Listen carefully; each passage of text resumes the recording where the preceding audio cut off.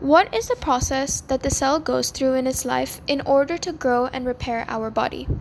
That is what I'll be talking about today, so stick to the end to learn more. Firstly, you'll need to know that a cell is formed by mitotic cell division, and this cell then goes through a cycle of stages, G1, S, G2, and M phase, and cytokinesis. These phases can be grouped so that G1, S, and G2 are known as interphase, where the cell prepares for division. Then the M phase for nuclear division, followed by cytokinesis, where the cytoplasm divides. The S or synthesis phase is when a cell replicates its DNA. An enzyme called DNA helicase first unwinds or unzips the DNA. Then another enzyme called DNA primase adds primers or DNA nucleotides to initiate the replication process. DNA polymerase is then able to join the complementary nucleotides to each other, forming two identical strands of DNA. Once the S phase is complete, the cell has two sets of identical DNA, each consisting of one parental strand and one new strand. In a typical mammalian cell, the S phase takes around half the time of a full cell cycle, which is around 10 to 12 hours. Now that the cell contains two identical copies of its genetic material, each chromosome now consists of two genetically identical sister chromatids that are joined at the centromere. The M phase happens in order to divide the nucleus into two separate identical sets of genetic material, and it consists of 4 stages within it. The first stage is prophase, in which spindle fibers appear from the centriole and the chromosomes condense. Next, the metaphase, where the spindle fibers attach to the chromosomes and the chromosomes align in the center. Then, anaphase, where the centromeres divide and the sister chromatids are pulled to opposite poles of the cell. And finally, telophase, in which the nuclear envelope reforms, the chromosomes decondense, and the spindle fibers disappear. Immediately after the M phase, cytokinesis occurs, where the cell is pinched into two and the cytoplasm divides. Hence, cell division or mitosis is complete. This is when the cell has now split into two, a parent cell and a daughter cell. Multiple other functions are carried out in the gap phases, also known as G1 and G2. Some of these functions include the cell doubling the mass of its other organelles and scanning and repairing damaged DNA. Additionally, the G0 state is when the cell is metabolically active and could re-enter the cell cycle.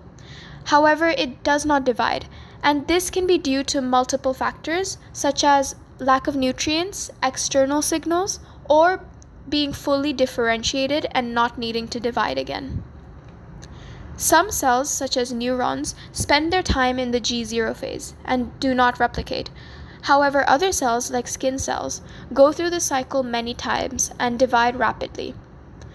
There are some neurodegenerative disorders that are caused by neurons in the G0 phase trying to re-enter the cell cycle, and this can trigger neuroapoptosis, also known as programmed neuronal cell death.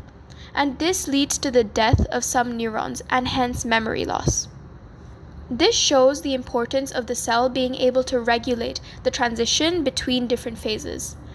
The G1 phase is important for preparing and monitoring these transitions by ensuring optimum internal and external conditions for the S phase and mitosis to occur. This is essential since if the external conditions are unfavorable, the cell can remain in G0 and stay inactive for days or years or even permanently until the cell or the organism dies. This leads on to what these conditions are and how they are regulated. The cell cycle has multiple ways of regulating itself so that the cell does not multiply too much or too little. First of all, the cell cycle has 3 major checkpoints that are present. One is at the end of G1, another at the end of G2, and one during metaphase in the M phase. The progression through checkpoints is regulated by proteins and are essential for preventing damaged and mutated cells from dividing. Some of the proteins in the cell cycle are called cyclins that bind to cyclin-dependent kinases, or CDKs, which are a type of enzyme that are inactive without cyclin. Cyclin and CDKs work together as a unit and carry out phosphorylation of target proteins that are involved in the cell cycle events. This means that one phosphate group from ATP is removed, forming ADP, and this phosphate group binds to a target protein, hence activating it. Phosphorylation of the protein causes it to change shape, which allows it to carry out a specific cell cycle function, such as the formation of the mitotic spindle in the M phase. Cyclins undergo a cyclical pattern, meaning at some phases of the cell cycle their levels will rise, while at some they fall. For example, the complex of cyclin D, CDK4 or 6 is most active in the G1 phase. Cyclin E, CDK2 from G1 to S phase, and cyclin A, CDK2 is most active in the S phase. Each of these complexes phosphorylate different target proteins to initiate the next phase of the cycle or a function within the phase. One of the key factors that affect progression of the cell cycle by affecting the release of cyclin and CDK complexes are growth factor proteins. The production of the complexes is coordinated with the progression of the cell cycle, meaning that the complexes are activated when there are growth factors that signal the complex to be produced at the checkpoints. This is to trigger key events and drive the next stage of the cell cycle. Tumor suppressors are genes that can also affect progression of the cell cycle by inhibiting the production of cyclins, and this will signal the cell to halt their activity through the cell cycle. They do this when a mutation is detected in the DNA of the cell, and they will either put a halt in the cell cycle in G1 or G0 to give it time to repair its DNA, or it will trigger programmed cell death, known as apoptosis. If and when control of mutated cells is lost, the mutated cell can divide rapidly, causing the growth of tumors and development of cancer, showing tumor suppressors as an essential part of the cell cycle. Most of the processes involved in the cell cycle require energy. However, if there aren't enough nutrients to provide this energy, the cell cannot divide.